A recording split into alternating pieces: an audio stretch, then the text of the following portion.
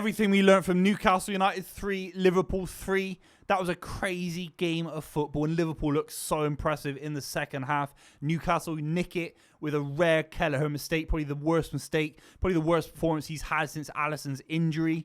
And ultimately, with Arsenal winning, with Man City winning, and looking good, by the way, Chelsea winning as well, it does put a little bit of pressure on Arne Slot, and I think it'll be the kind of result where he goes away, he assesses the squad, he looks towards the Everton game as well, and I think will be the kind of manager that galvanises Liverpool's side and sort of sees this draw, this wobble, as a real eye-opening moment, in my opinion. Newcastle United, you can now tick that off the list. You don't have to go to St. James's Park ever again this season. It's a very, very tough place to go. Historically speaking, it's always been difficult for Liverpool in title race campaigns to go to Newcastle. Some of the most famous fixtures ever have been between the two sides in tight title race seasons.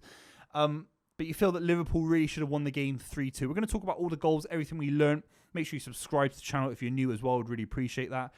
We have to talk about Isak. I mean, the goal in the 35th minute is absolutely outrageous. That is Adriano on PES 05. It really is just mental, obviously on his right foot, but the power hitting into the roof of the net, it was absolutely outrageous. It really was. And Newcastle had quite a few chances. Murphy had a chance, hit the bar, or just past the post. Sorry.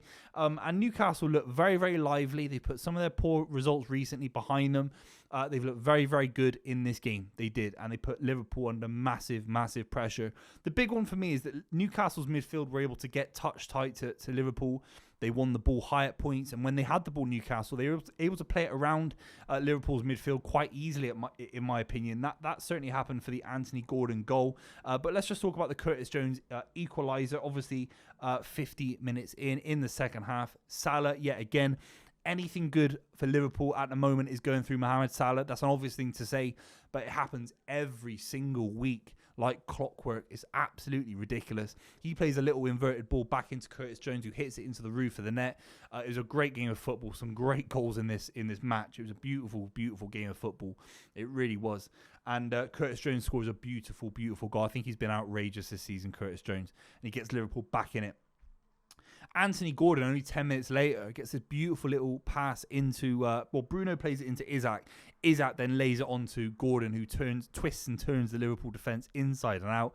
It's a rough finish. It's straight at Kelleher. I think Kelleher should do a little bit better, in my honest opinion. But it alludes to something that I've said on this channel from day dot with Arne Slot playing Gravenberch and McAllister. And you're going to slag me off, you Liverpool fans. It's just analysis. It's not bias necessarily. I'm just saying that the midfield between Gravenberch and McAllister at points, particularly they're playing a lot of football as well, I think you can bypass that a little bit. And some of Bruno's quality, I think, found little pockets today that we've not quite seen. But even in the Champions League, the Bayer Leverkusen midfield couldn't do it. The Real Madrid midfield couldn't do it. The Man City midfield couldn't do it, obviously. But this Newcastle midfield were able to get up a little bit, 10 yards up, and they were able to play little balls around the corner, and they opened up the Liverpool defence. They could play that final ball over the top, and there was a few moments for, again, particularly for Murphy, Gordon as well, of course. And Gordon, it's a lovely finish.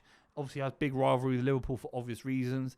Even though I think he is a Liverpool fan, but yeah, it was a great finish. And at that point, Liverpool were under the cosh. They really, really were. The atmosphere was electric from what I could hear on the commentary. And this is the kind of game that Newcastle fans get up for, and it's really, really difficult. So on some level, when we're breaking down the analysis of what a point means to Liverpool, I know it's 2 points drop compared to other sides around them winning, but ultimately a point away from home to Newcastle in a traditional standard of what a Premier League result is a very good point. It really is. Mohamed Salah scores a lovely little finish on the right-hand side of... is it the net? Yeah, the right-hand side of the net on his right foot, I think it is. Anyway, the ball gets played in from Trent. It's an unbelievable finish yet again. It's almost boring talking about Mohamed Salah. He gets Liverpool back into the game. And then he makes it 3-2, and that's the kind of level that he's at. He's getting Liverpool into these unbelievable winning positions where the intensity is so high week in, week out.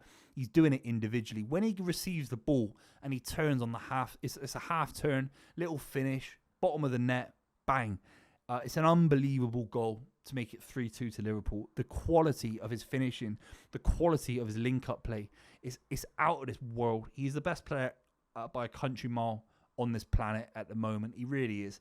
He's making everyone around him better, and he's ruthless. And I think he's now the top scorer in the Premier League, which says everything you need to know against someone like Erling Haaland.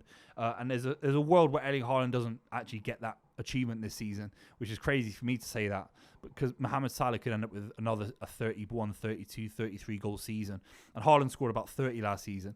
Not quite as many as the 40 from the previous season. No one's moaning. I'm just saying Salah could end up with 30, 35 this season. He's more than good enough, and it's another 2 goals. It's a brace, and it should be enough for Liverpool. But that ball comes looping in on the 90th minute, and Kelleher, even if he punches it and it's a bad punch and the goal comes in from that, like, do you know what I mean? Maybe like a Czech Tiote, the Arsenal 4-4 game. It's a bad clearance, whatever. You can't really blame the keeper.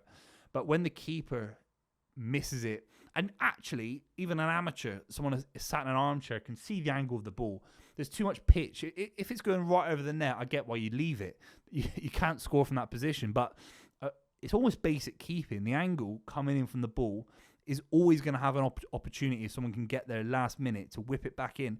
And Shah does that, and he tucks it home to make it 3-3. It's really poor keeping. It's the only time I think it's gone to Kelleher's head today. I think he should have been better for Gordon as well. And you do feel that maybe Alisson coming back would be actually like a new signing for Liverpool, make them even more secure defensively.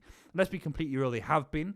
I just feel this is where it gets a little bit interesting for Liverpool. The Champions League, I think this season, I know they beat Real Madrid, I know they beat Leverkusen. I just think it's a different level. I think when it's a game every 3 days in the Premier League, particularly we're talking January, February. I know the FA Cup you rotate a little bit, but that kind of real business end Premier League, season where you're getting midweek Premier League games every now and then, it's a whole different level of intensity. That's to say the quality is as good as a Bayer Leverkusen, AC Milan away. But this is where you've actually seen Liverpool as vulnerable as they have been for quite a few weeks. Conceded 3, and they've lost from they've drawn, which feels maybe for some Liverpool fans as a loss from a winning position.